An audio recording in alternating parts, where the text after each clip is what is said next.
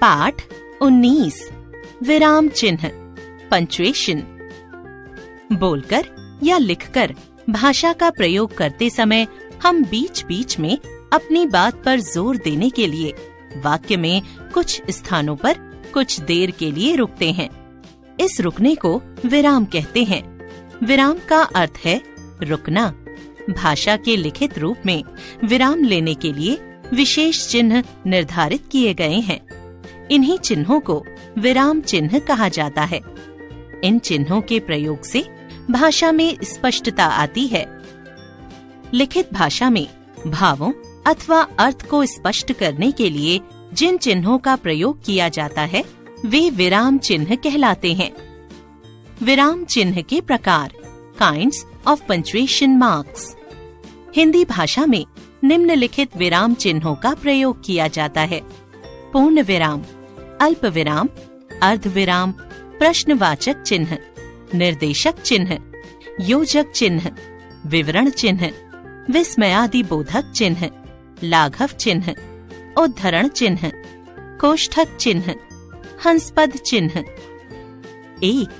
पूर्ण विराम, full stop. वाक्य की समाप्ति पर पूर्ण विराम का प्रयोग खड़ी रेखा के रूप में किया जाता है। यह कुछ देर रुकने का संकेत देता है, जैसे अनार बहुत मीठा है, कार की चाबी मुझे दे दो। 2. अल्प विराम, कॉमा। वाक्य के बीच में जब थोड़े समय के लिए रुकना पड़े तब इसका प्रयोग किया जाता है।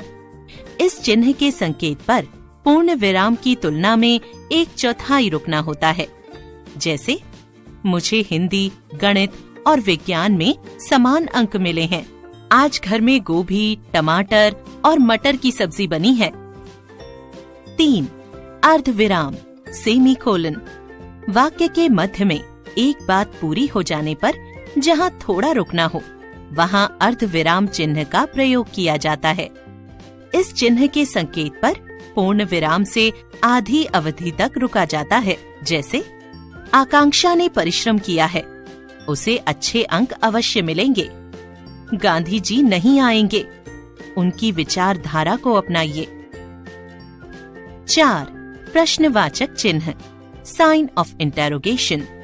जिस वाक्य से प्रश्न पूछने का बोध होता है उस वाक्य के अंत में इस चिन्ह का प्रयोग किया जाता है। यह प्रश्न पूछने की सूचना देता है।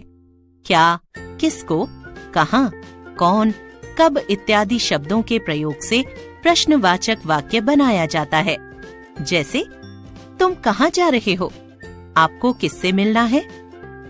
यह भी जाने, किसी प्रधान उपवाक्य के एक से अधिक प्रश्नात्मक आश्रित उपवाक्य हों तो अंतिम उपवाक्य के बाद प्रश्न सूचक चिन्ह लगाते हैं, जैसे वह कहाँ जाता है, क्या करता है, इसकी चिंता आप क्यों कर रहे हैं।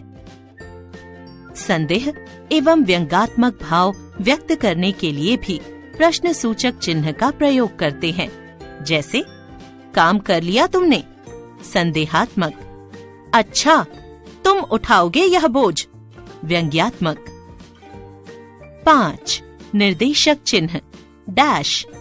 इस चिन्ह का प्रयोग किसी उदाहरण की ओर संकेत करने अथवा निर्देश देने वाले वाक्यों के बाद होता है, जैसे नेताजी सुभाष चंद्र बोस ने कहा दिल्ली चलो, पिताजी ने कहा समय पर पहुंच जाना। 6. योजक चिन्ह, हाइफन। योजक अर्थात जोड़ने वाला। इसका प्रयोग उन दो शब्दों के बीच में किया जाता है जो किसी संबंध के कारण एक साथ आते हैं। शब्द युग्मों के बीच में द्वंद्व तथा तत्पुरुष समास में अक्षरों में लिखी जाने वाली संख्याओं में तथा तुलनात्मक स्थिति में इसका प्रयोग किया जाता है, जैसे रात दिन, उठते बैठते, लेना देना, भाई भाई, पढ़ाई लिखाई, बार बार आदि। 7. विवरण चिन्ह, साइन ऑफ फॉलोइंग। एक दो शब्द में अपनी बात कहकर फिर उसे विस्तृत रूप में बताने से पहले इस चिन्ह का प्रयोग किया जाता है, जैसे भारतीय सभ्यता का सूत्र है सत्यम शिवम सुंदरम। 8. विस्मयादिबोधक चिन्ह, साइन ऑफ एक्सक्लेमेशन।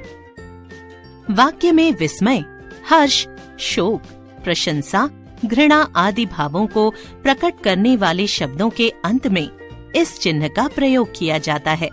जैसे, वाह कितना सुंदर दृश्य है, उफ इतनी गर्मी है। 9. लाघव चिन्ह, साइन ऑफ एब्रिविएशन।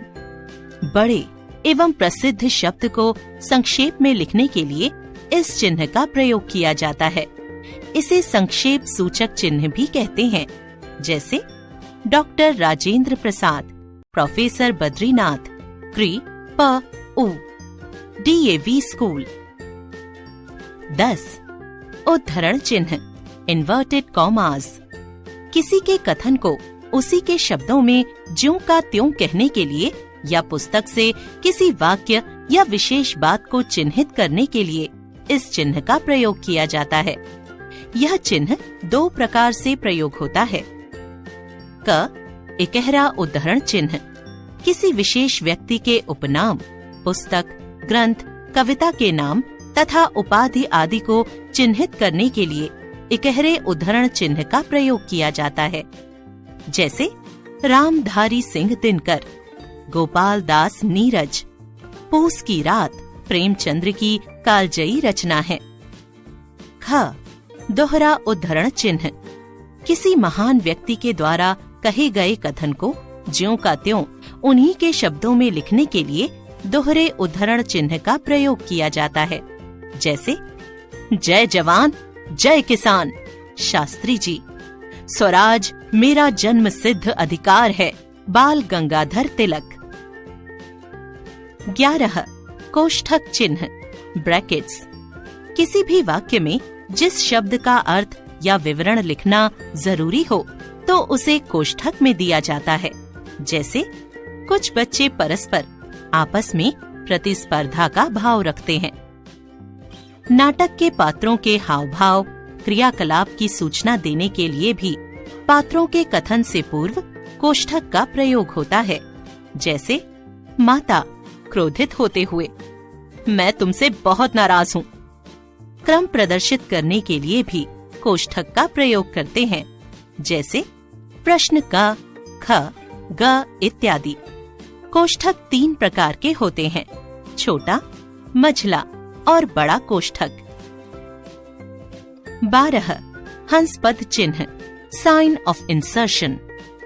वाक्य लिखते समय यदि गलती से कोई शब्द छूट जाए तो हंसपद लगाकर 2 शब्दों के बीच में छूटे हुए शब्द को वाक्य के ऊपर लिखा जाता है। इस चिन्ह को त्रुटिपूरक चिन्ह भी कहा जाता है। जैसे वर्षा के दिनों में चारों ओर हरियाली फैल जाती है, आप भी हमारे घर आइएगा। आपने जाना। भाषा लेखन में विराम लेने के लिए निर्धारित चिन्ह विराम चिन्ह कहलाते हैं। भावों अथवा अर्थ को स्पष्ट करने के लिए विराम चिन्ह आवश्यक होते हैं। विराम चिन्हों का गलत स्थान पर प्रयोग करने से वाक्य के अर्थ में अंतर आ जाता है। हिंदी भाषा में प्रयुक्त होने वाले विराम चिन्ह हैं पूर्ण विराम, अल्प विराम, अर्ध विराम, प्रश्नवाचक चिन्ह, विस्मयादिबोधक चिन्ह, निर्देशक चिन्ह, विवरण चिन्ह, योजक चिन्ह, हंसपद चिन्ह, लाघव चिन्ह, उद्धरण चिन्ह तथा कोष्ठक चिन्ह।